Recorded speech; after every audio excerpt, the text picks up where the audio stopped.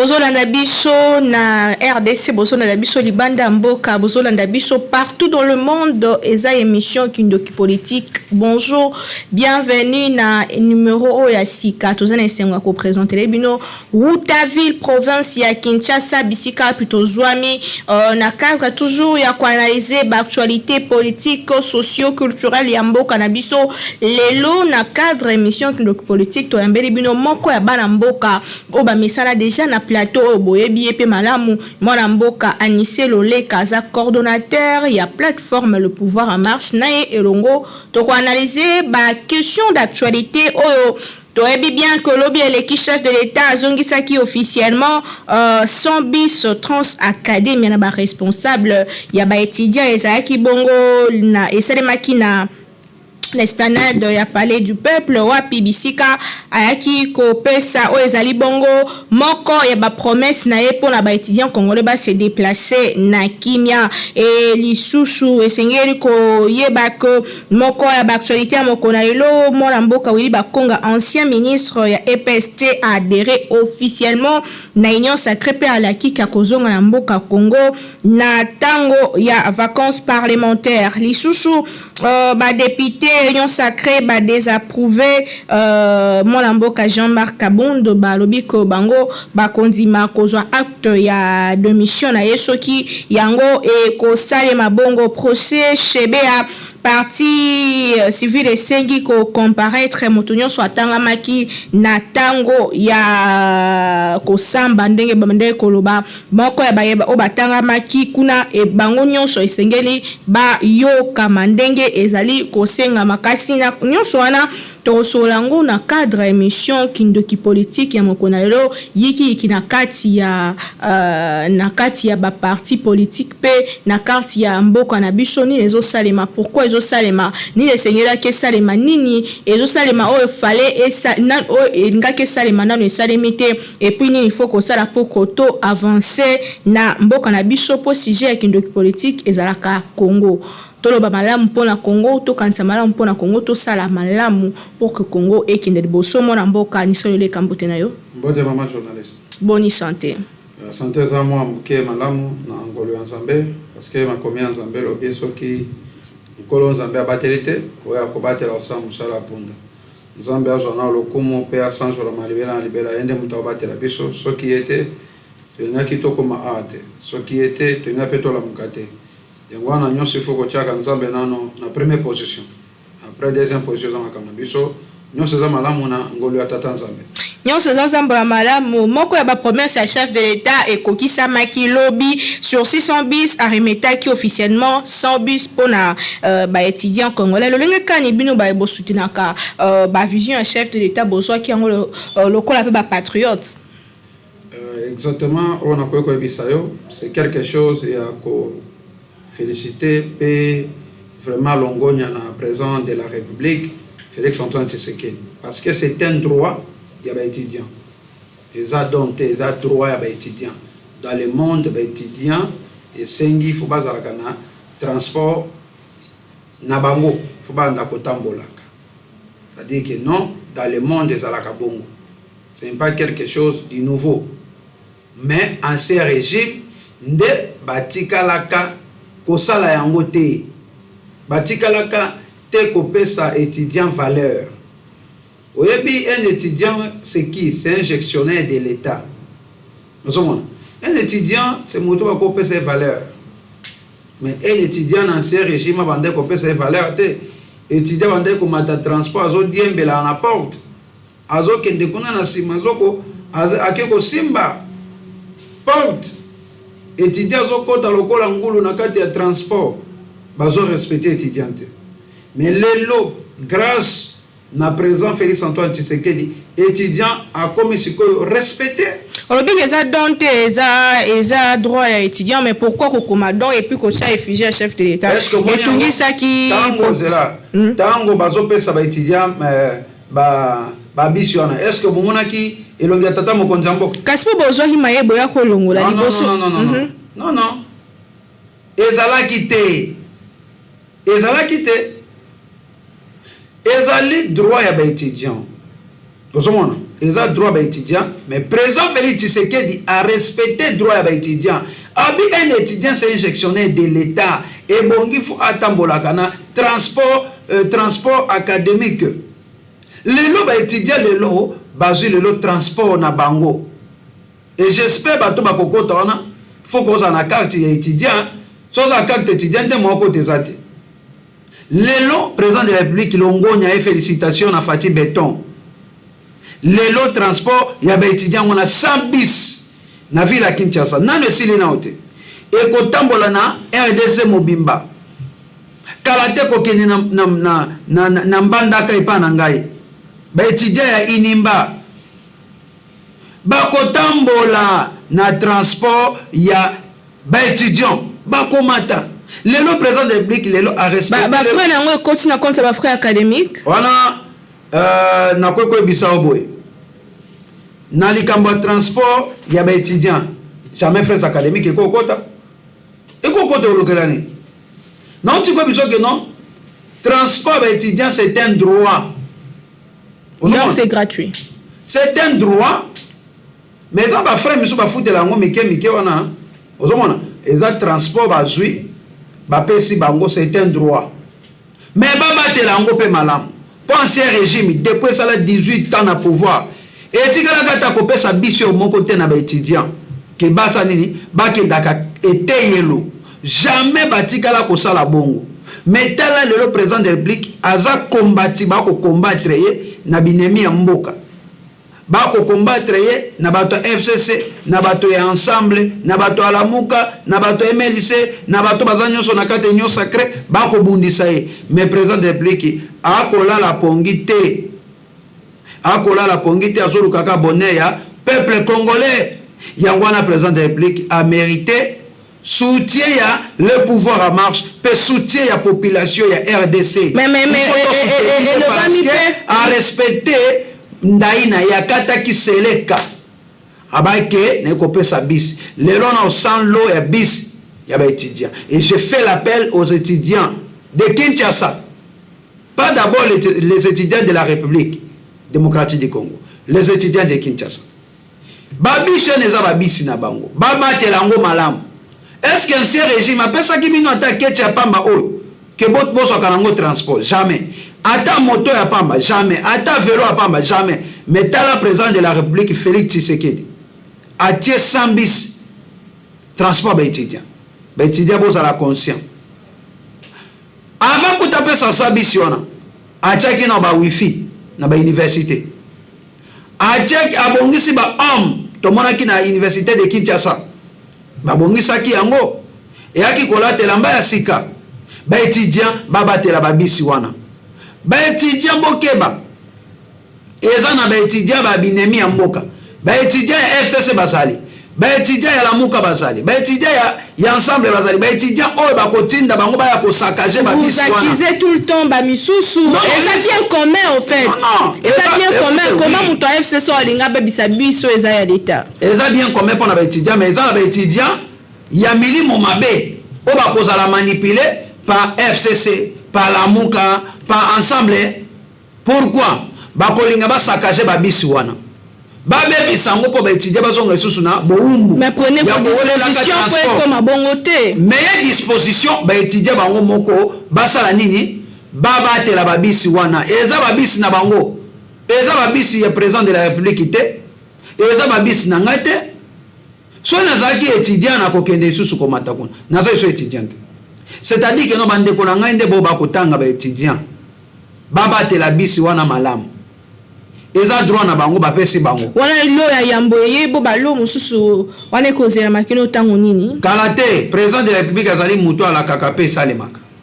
Ata za kombati mais akokokisa. Lelo sambiseye. Ba étudiant bo batela ngo malamu. Soki o moni étudiant moko be mutu moko azo bambango mabanga bo récupérer mutu wana. Bokangiye boki otika ye na la police. Bokangiye boki otika ye na commune. Bokangiye boki kotika ye pambula matali.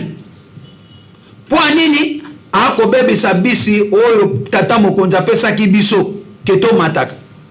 Eza baza droit na bango mais ancien régime batikala ko sala ngote mais président de la République Félix Tshisekedi ayi ko sala yo na senga na ba étudiant news ya Kinshasa boza c'est conscient 2023 candidat na binoka président Félix Tshisekedi tala o ya sali so bo pesi lisusu deuxième mandat na 2023 akosala lisusu ya koleka pona kwa bisabino santé koko masiko gratuit pona ba étudiant bon ka président de République na bandi campagne na yo bondeli na plateau na nga campagne ubandi yango avant bolika muninto so ya campagne de muto abote ndende bazala conscient bauti wapi polo bake nga isa campagne ti mais na 2023 to voter sonani to voter ka Félix Antoine Tshisekedi lo candidat population na tango elongo bani tango na elongo bani te donc ba pesi go po na campagne te ata ba pesa ngote n'est-ce pas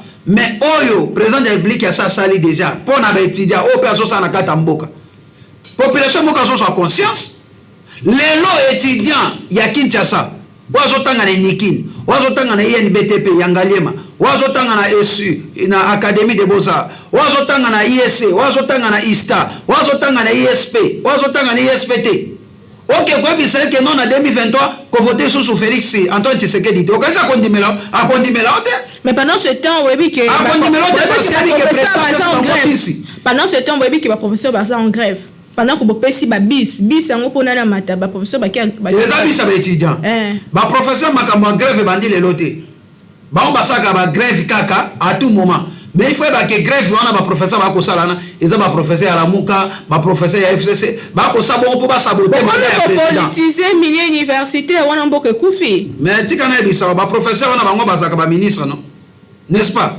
so tuni bango ebele bazana je peux citer batangi sanga loko professeur na ba komba batuté merci beaucoup na kota ngate batangi sanga ba ku ebele moi j'ai fait le droit de la faculté batangi sanga ebele baza ba cadre ya FCC il y a PPRD basala alliance na FCC ils sont d'abord scientifiques mais oui baza la carte scientifique mais attention baza la carte politique ça n'oubliez pas c'est facile basa nini ba boycotter kotangi sapo ba étudier ba finga président Félix Antoine Tshisekedi toyebi ba jeune na bango osomona mais ba professeur bazo boya kotangi salelo vous imaginez qu'à l'époque natanga Mobutu batanga gratuit asobi ke batanga gratuit bande ko futa ni frais académiques ni ko somba syllabus mais pour bango batangi sa ba étudier lelo et comme problème mais bango batanga ofele je ne peux pas avoir peur ya kotanga ba comme na bango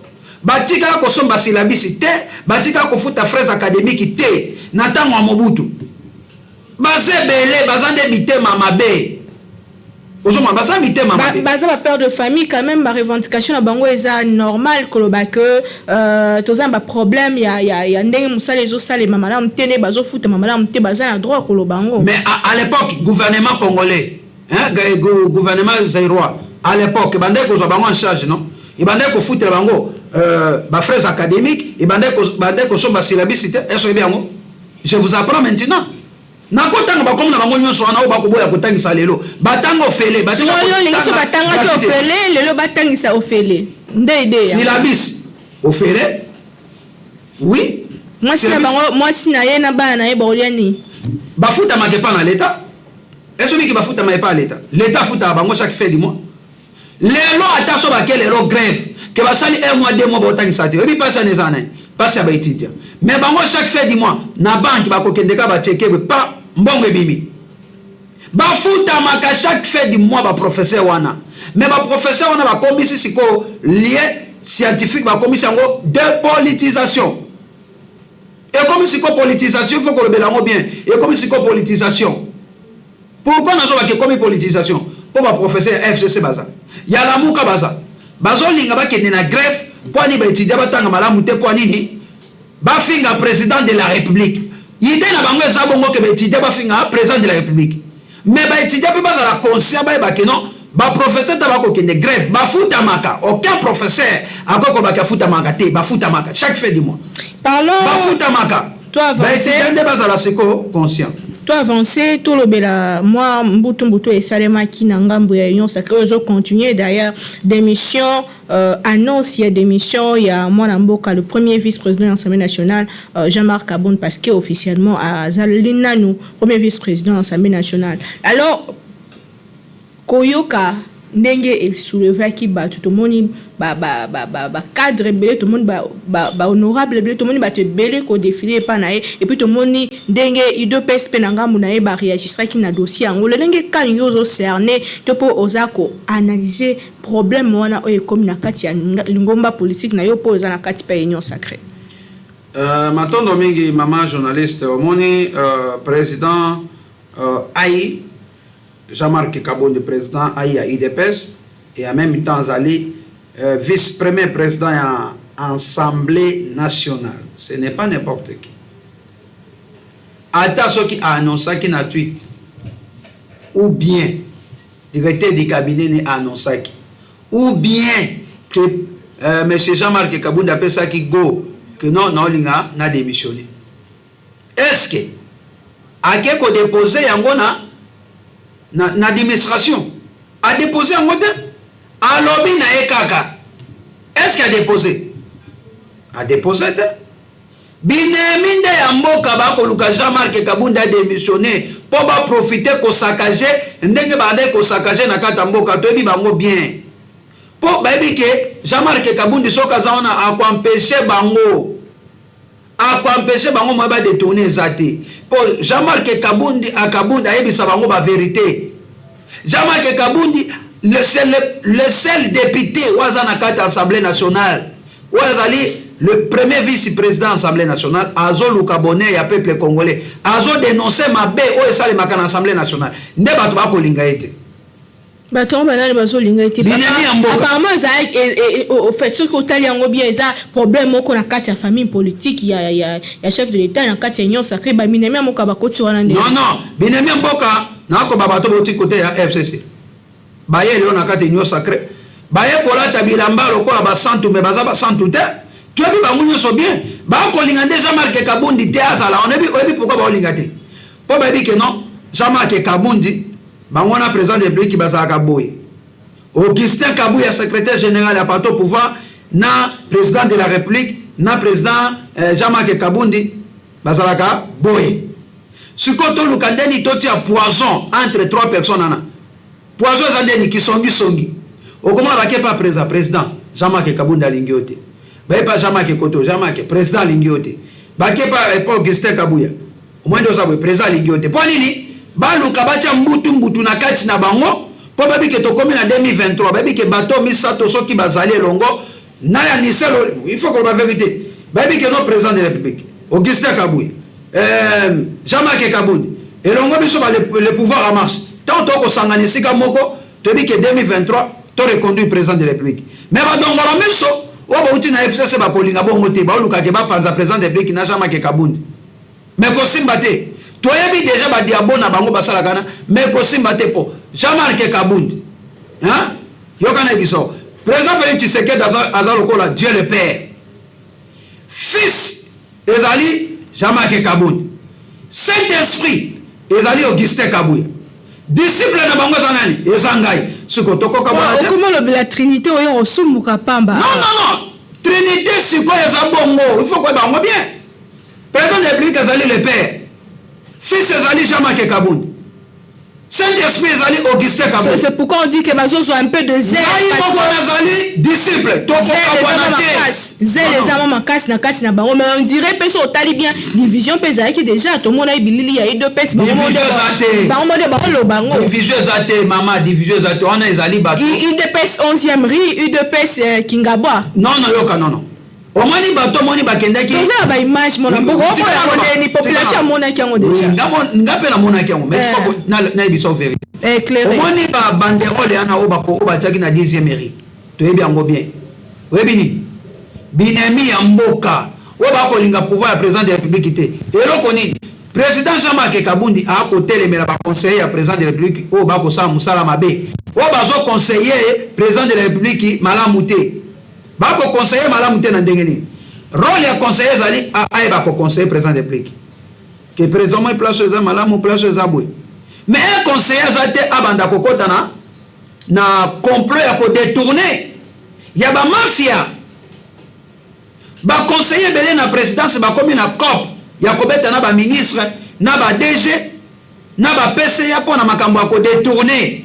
non ndozo mona eloko Jean-Marc Kabunda akotelemela ba conseiller wana ba conseiller sikoyo ba utiliser sikoyo ba jeune mususu na 10e mairie ndomo bakenda kokoma Jean-Marc Kabunda za utile toujours au sein de l'UDPS. Pensez-vous que kokabonaki batona kokabonani ko zape mabe pour na président d'Abuto ke kokabonezate na kokabonate UDPS za moko etikali moko UDPS za ka moko za président nango za nani président Félix Tshisekedi azaka président UDPS loko za président de République moyen akamba parti za tenda tikelango Jean-Marc Kabunda, n'est-ce pas? Président Aïe. Président Aïe.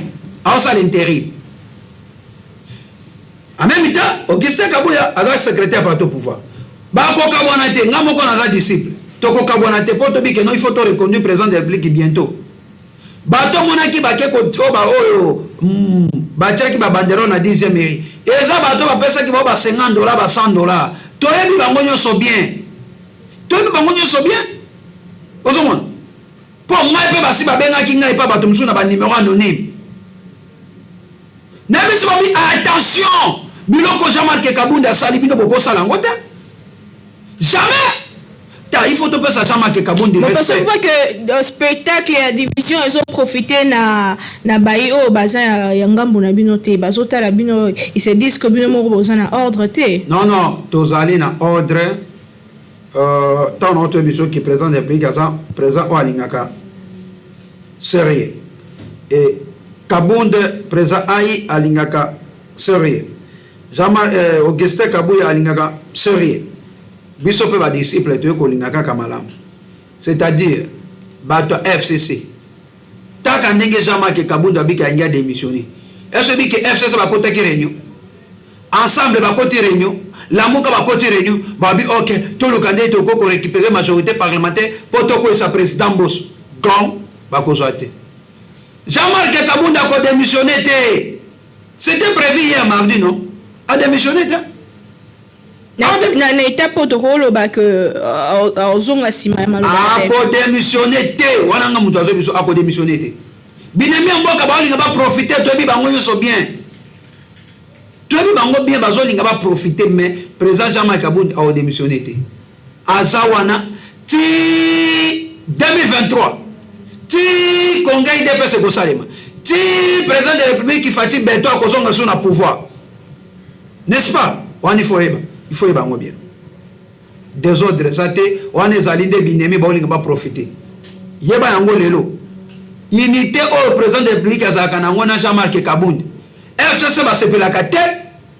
Ndengeni Jean-Marc Kabunda a panza bango. Jean-Marc Kabunda a dévoilé bango. Et ça bango pour nager. Et bien il va nager non. Vous comprenez? C'est que yango ba pe ko kende na parce que so akei union sacrée panzani. Non mais est-ce que y a Jean-Marc Kabunda est-ce que alobe ki no alongi DPS aben ki alongi DPS te aloba ki te que no alongi pas président de République jamais mutema ya président de République et vende pas Jean-Marc Kabunda on il faut bango malam mutema ya Jean-Marc Kabunda et vende pas président de République bazali le ko la père fils de Saint-Esprit na uti ko biso ba ko kabwana te ba to bazo luka division na ezali FCC Lamuka ensemble pour pas nous troubler makambo ya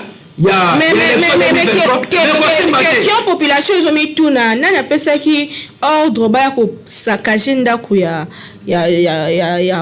président Aïe de PES question na et la président de la République qui t'aime dans pesa ordre il faut ba que na présence de la République ils a kana numéro 1 à la garde présidentielle, n'est-ce pas? Oyo ndemu tapesa ordre na bagarde présidentielle bokende boye bosala boye, ça c'est un. Et ça pe na bagarde présidentielle mususu obade ko kengela ba conseiller ya président obande ko kengela pe famille présidentielle, c'est facile ba conseiller pe balingaka Jean-Marc Kabunda te ba ko pe ko utiliser kaka bagarde ba kengela ka bangwana bokende kuna bokende ko saccager c'est facile. Tout ça dans la politique, on y fait bien. Encore que peu image peut ici que la JR azo panza monanité. Maintenant la émission JR image la kisi. Hein, ndé bazo kota. Mettons dans des quotas là ngo pas téléphone ngé okanga mapo za ki susu na charge été. Moyen na yeba susu ndenge ne kede ko suki zate en plus le téléphone pe ba ki ko iba ngo ba image ran chopé et si que ce qui après émission de ko pesa ngai na landela ngoti na suka mena landa ke mo muke pona ko biso que non président de la République ou bien numéro 1 monsieur Christian ou numéro 1 à garde présidentielle ou est s'occupe à la garde au bakengelaka président de la République jamais quoi continue ba moura bakende ko sakaje na ndako ya premier vice-président Assemblée nationale non on les a pas conseiller. Mais réaction normale, étant que Moko Bakondiamboka, premier président, premier vice-président de l'Assemblée nationale, et ce n'est pas n'importe qui, réaction, il fallait, Azanango, réaction normale, Molamboka, président Aïe de Pesfala, Azanango, n'a qu'un problème, mon engagé. Est-ce que démission est là qui m'a la solution pour qu'il non, c'est et puis pour susciter moi agitation, bon, vraiment. Dès le début, quand on a mon événement, j'avais demandé au président Aïe de démissionner. Parce que il humilié ma case. C'était une humiliation totale. Moi, je n'avais pas président démissionner. Pourquoi ne pas aller en justice? Attendez, je n'avais pas président démissionner. Pour c'était une humiliation. Attends la police, na condamné qui bagarre de Bazagana, président Kabound, n'a pas qu'à désarmer garde présidentielle. Au moins. Baké ko désarmé ata zaki une infraction et la quitté na ba police o bazo kengela président ai baké ko bisa muto ke zonga na nzela ba police baza roulage té ozomona mais contrairement président ai ce qui appelle ça qui ordre que bo bisa muto na azo respecter code de la route té azonga na nzela oui c'est normal parce que amoni ke ngana président vice-premier président Assemblée nationale n'a ko respecter ligne. Mais Moutouana Zanani, Boke Kobise Azonga Nanzela. Et ça m'a bête Kobisa Moutouana Azonga Nanzela. Au moins, il était président de la République qui n'a conseil des ministres. Alors qu'il dit respecter le code de la route. C'est-à-dire code de la route. Alors que Bangomonde Bakondi va respecter la terre, Batali Bosso. Mais le président de la République qui a respecté à moi. Jamais que Kabundi a respecté à moi. N'est-ce pas? Mais Bato va respecter té. Président Jean-Marc Kabounda taba ko pesa faute nenga baike non yaza roulage ité ako ko zonga mutu na nzela. Oui, mais peuple congolais ba que non. Azamutu. Ce que moi que yo so sala mabe zo respecter té. Atanga le so na moi que non yo mutu ka o zo respecter ko de la route té. Nagangaka. Zonga na nzela sala boye bonga sa. O zo sala mabe, o zo respecter ko de la route té. On est normal pour na ko reprocher mutu. Mais il y a ma bête à l'idée que les policiers ont désarmé garde présidentielle. Non. Vraiment, je ne peux pas soutenir ça. Mais les policiers ont dit sadaka. Président Aïe est tindaki bangote. Les policiers ont dit que les policiers ne pas président Aïe. A gagné est-ce que vous désarmé? C'est un émission désarmé. N'est-ce pas que besoin de ça moutou dans zela. Les policiers ont besoin de sanctions. Mais les garde présidentielle. Ngai n'a pas ses fautes côté ba policier. Bazali na droit de désarmer garde présidentielle. So si ko ke garde na beta ki masas. Tu ngato ko mama ka mususu. Wane zali mabe. On pona côté à la police. Mbala si mabaso ngela ngwe soute. De n'a pas si pe faute na ba garde présidentielle. Ndenge bayaki na ndako ya premier vice-président ya Assemblée nationale. Président Aïe a parti au pouvoir. J'avais compris directement que non. Ba profiter. Ba conseiller Missou Souana au bazan la présidence Balingaka Jean-Marc Kabundi T. Balingaka était. Pour nini Kabundi a son sabon nzela. Mais bango ba iba anda kokota makambo to bande ko boya na ancien régime. O bande ko détourner. Kokotaka ko détourner kando mo ba conseiller wana. Baina biloko wana siko Jean-Marc Kabundi okozo nsabona nzela bango bazolinga te ndozo mona ba conseiller wana ba garde présidentielle bande ko kengela bango ndeto mona ki humiliation ba conseiller na o balinga ka Jean-Marc te bami comme si famille na minute boybo to keto sakaje ndako ne nde batinda ki ba garde wana ne ba mone ba kota ki ba kende ko kangaka ba tumususu ne ba kagi ole ka bo zongi sa bo bandi ko kanga mona ki na video nde na mona na ba video mais écoutez ça c'est violation domicile c'est une infraction et sous kaka bongote président Jean-Marc Kabundi fa ki na justice. C'était une humiliation totale. J'avais demandé à démissionner. Après, à un moment donné, dans son guerrier, le président a démissionné. Soit démissionné. Bangouna va profiter. Quand démissionné. Il y a un président Jean-Marc Kabundi a dit courte joie. Problème na kati apparemment problème sur problème mabe sur mabe ndongo tozo expliquer mabe zako bazolinga ete po ya lingi correct mabe sur mabe yo sona ka na kati ya bandeko baza na kati ya pouvoir apparemment bozo livrer spectacle moko désolant na population et s'attendaki na ngote na moment où population zo luka elia na moment où population zo luka social le parti au pouvoir bo continue moi distraction so il faut le bango bon est-ce que population gagne quoi dans tout ça? Yeba Kemboka est dirigé par la coalition. N'est-ce pas? Binemi Amboka ba kolinga ba saboter ba action ya président de la République. Pani ni bané ke mbangu que réciter ça la pour population et finga président de la République. Toyebi ba jeune so wana. Mais président Jean-Marc Kabundi a zone ça va na conscience. Et ça aux ministres, aux députés, aux allés conseillers. Tu es conseiller, rôle nos années. Aux députés, rôle nos années. Aux ministres, rôle na yezali nini. Jean-Marc Kabundi zone sabaona nzela. Il y a un peuple congolais, bako dans la distraction binemi ba ingaba profiter mais qui me se continue déjà et le comment que zate. Oyo monaki kuna na IDPS, o monaki na 10e rien eza ba binemi muzuba za nakata partout pouvoir, o balinga kabonner te. Oyo Jean-Marc Kabundi na Augustin Kabuya ba ko luka pona intérêt peuple congolais pe pona mandat à président de pays. Bako wele la ba poste to bi bango be ba pesa ki ba to ba 500 et comment on appelle ba 500 francs congolais ba 1000 francs ba 2000 francs ba 10 000 francs ba 20 000 francs boke de wocha boye pour Jean-Marc Kabundi mona ke bolingete ba ine bango banani yango bazala ki kuna banani yango po bisu ngai nazala kite ba jeune yango banani passons non madame comment ezaki bakuluna bana mombele bana kalamu bake kolokota bango toyebi bango te atana se réclamer kozala bande kwa ido PSP balobaki na bakaba soko landeli bango bazape la carte te bazape ma fiche adhésion te toyebi bango bien ba infiltrer bakota ki na carte mais chance président Kabundi a démissionné te on ezali courte joie et c'est ngozaki atango mukende basepelaki hein. Ah, tozo beta c'est comment ça. Mais finalement pas ça qui n'a pas démissionné parce que tweeté au lieu que déposer démission na ça pas ningisa batu. Non na émission ngana senga qui a démissionné. Pona ezaki humiliation. Et à un moment donné na ko émission bino président ko démissionné. A créer buzz batu sur télémi ba komo la. C'est une humiliation. Ba ko démissionné. Pour ezaki une humiliation totale parce que premier vice-président de l'Assemblée nationale ko talanda ko ne boité. Ozomona ko sakaje nde to mona ba je ba kota ce n'est pas du tout normal. Ndé temps na bisa qui a démissionné na zongi sous après 24 ans na isa ko démissionné.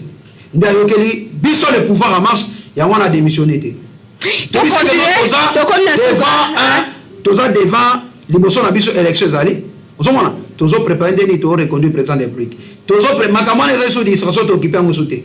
To préparer awa mars. Descente à président de la République na grande province Équateur. Na koza na kati ya équipe. Na kokende kuna le pouvoir en marche. Mobilisation déjà na militaire en Équateur za ko sakanate. Tozo préparer déjà accueil o tozo accueillir président de la République na grande province na biso Équateur. En plus ngamoko nazali ressortissant ya province Équateur. Na okende akalate mobilisation na ko préparer na Mbandaka, na Gemena, na Badoliti, na Bwende, na Lisala, na Bumba, na Basankusu. Mais j'espère que Équateur essaie de bébé makaso quoi ka ça été j'espère.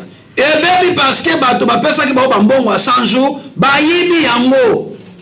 Ba yibi yango. Yango président de la République a baini. Oyo ngai na moni kuna na Kasai, na Équateur tango na ko ya na mona ngote. Bobo ko gouverner Équateur a détourné mbongo à 100 jours ou pesa makapo na makambo ya province Équateur. A détourné yango. A lususu ya Chilengelo ezawapi.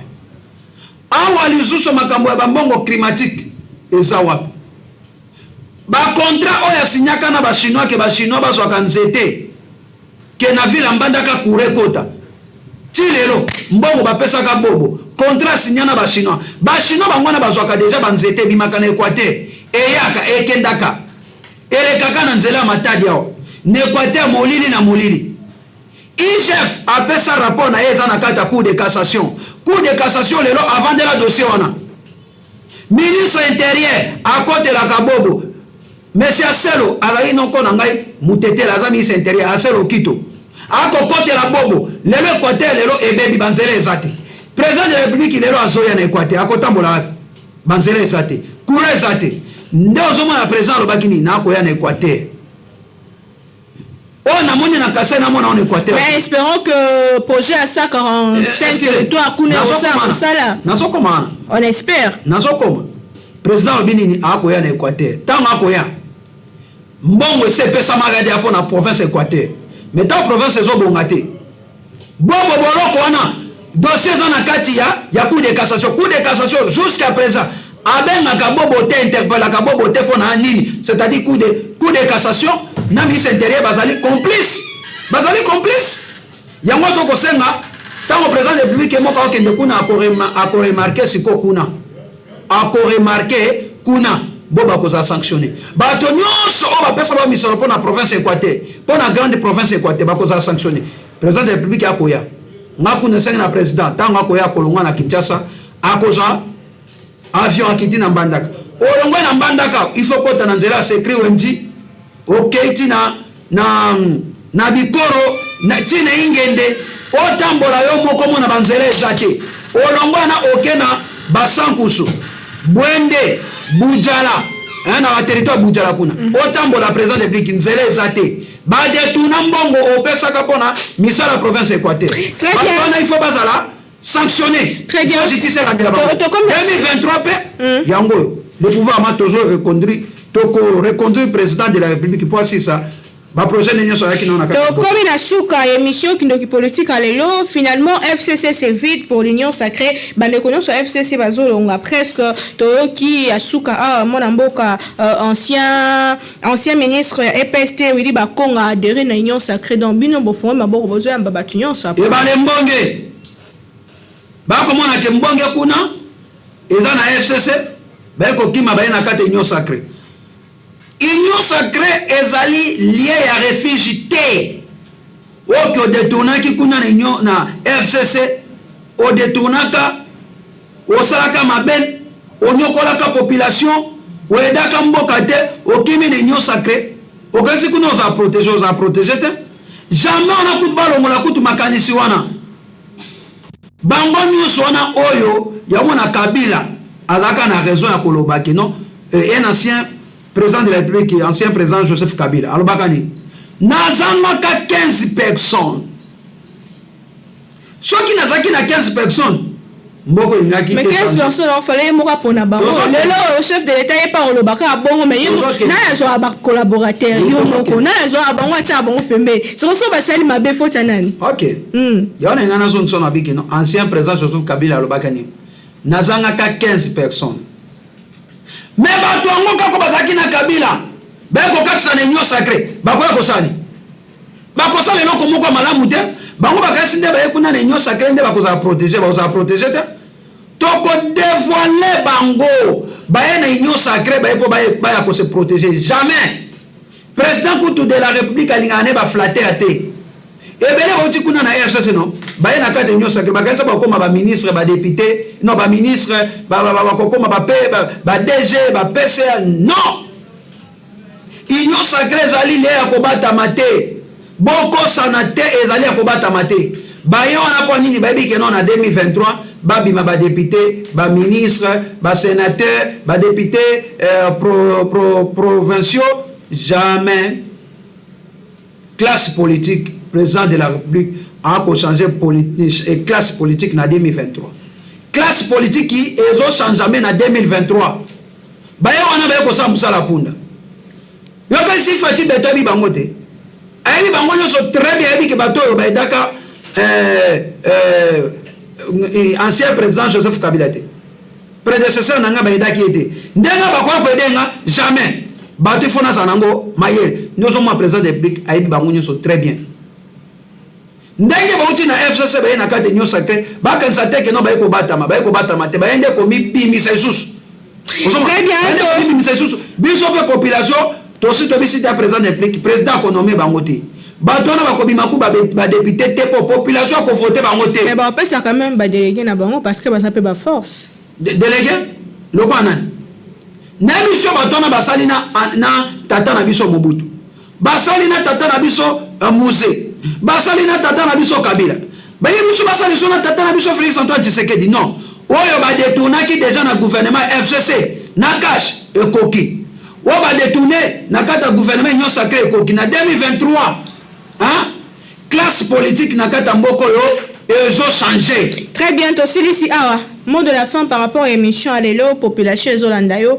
elandaki yo partout elandaki yo na Mbandaka elandaki yo na Équateur elandi yo libanda mboka votre mot de la fin par rapport à l'émission de ce jour lilo bananga suka kaka na sengi na ba congolais tozala na bolingo lokola mikate na kata sani ya nzungu moko te pimela moninga nzela topesa toujours confiance na président de la République président depuis azwaki pouvoir na 2019 azaki toujours combattu bande ko bundisa ye bande ko bundisa po nini ande ko luka intérêt ya ba congolais ande ko luka intérêt ya peuple congolais yango wana ngai na sengi na peuple congolais ba pesa confiance na président de la République majorité azana ngole leza majorité na yete ezali majorité ya coalition et mboka ezali dirigé par la coalition gouvernement ezali dirigé par la coalition bato wana oyo baza wana bakolinga ba travailler malamu te po ete président de République population betele maboko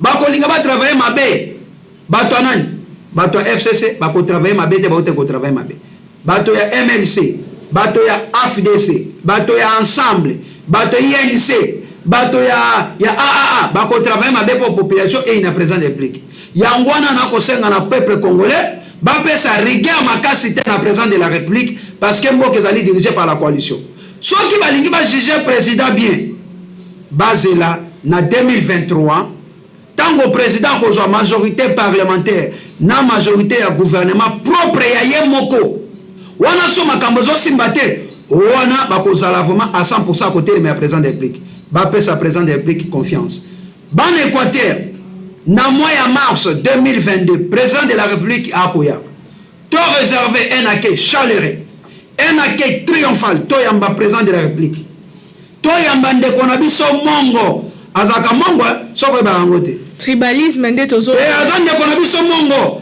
lokola za président de la République c'est-à-dire comme mongo yango na biso ba mongo tozala sima ya ndeko na biso mongo Félix Antoine Tshisekedi akoya na mois de mars akotambola na Mbandaka na Bwende Badoliti Geme na Basankusu na Lolanga akotambola bisika nyonso wana akotambola to réservé un accueil chaleureux to yamba na bolingo na soya Équateur na soya na mois de mars na kokitawana après koma to préparer un accueil chaleureux et peuple congolais tous à conscient étudiant ba suba bis président de pays qui lelo akolukaka bonnet ya président lelo comme lelo président il y a communauté économique d'Afrique centrale a remplacé homologue naye Denis Sassou Nguesso. Lelo remise et reprise so c'est Malion na kata Brazzaville. Coup de chapeau la RDC lelo place ezui lelo valeur na monde.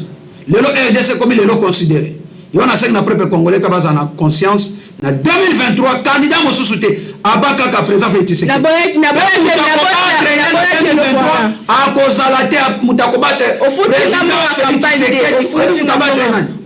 mutakobatre eza kaka nzambe mutakobatre na 2023 eza kaka nzambe apa nzambe mutakobatre asili na longoli maloba campagne wana tokutana na eza campagne te mais biso le pouvoir en marche tokomona volonté oyo président de République aza nango po ete mboka ekende liboso yango wana tokovote ye massivement na 2023. Très bien, ndeko Aniseloleka, merci na ndengo ndimeko ya mituna ya biso. Merci, vous nous avez suivis partout dans le monde. Ça n'est fini pour aujourd'hui. Tokutane prochaine fois. On a invité Moussous.